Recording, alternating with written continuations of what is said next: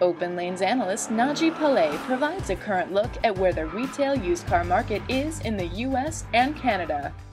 What's beginning to bear out is the supply and demand tension, and especially driven by retail. There is the dealers are trying to figure out sort of where the retail market is going, in this environment.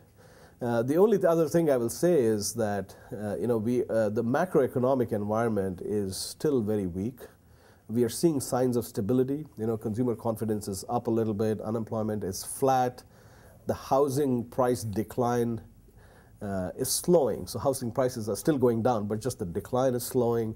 So there are a lot of indicators on stability, but that stability is being funded by some pretty massive federal funding.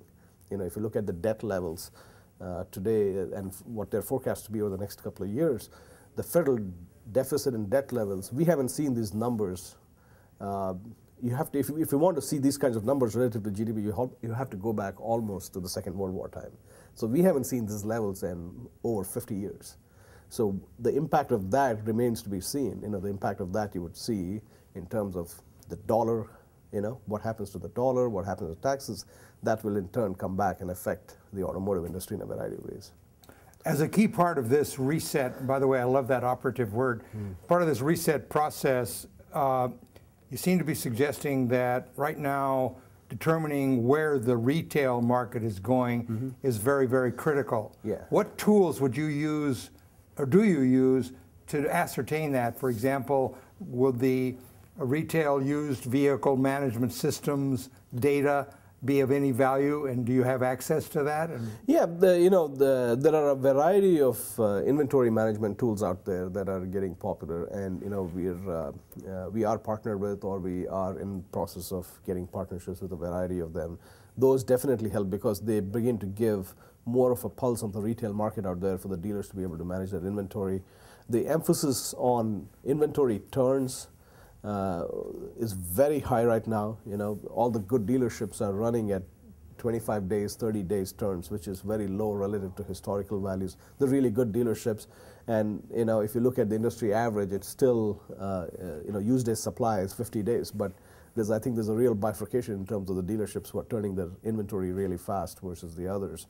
So, but I think those that are turning fast are using a lot of inventory management tools, and also sourcing their wholesale supply more just in time than ever before. There's more point purchases in terms of what they need. What do you see in Canada? Could you comment on the Canadian market? A little bit. The Canadian market is beginning to pick up, but because what has happened in the Canadian market is the Canadian dollar has appreciated quite a bit. And in that context, there's the cross-border purchases of wholesale cars from the U.S. has started going up. And I think that's been validated by a variety of different people that we have talked to. So there's the dynamic around the wholesale market has changed a little bit in Canada, given the Canadian dollar primarily.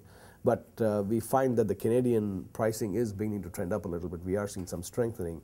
I must say, overall, both in U.S. and Canada, what is happening is, while we are focused on the retail market, we're trying to figure out what that's going to do.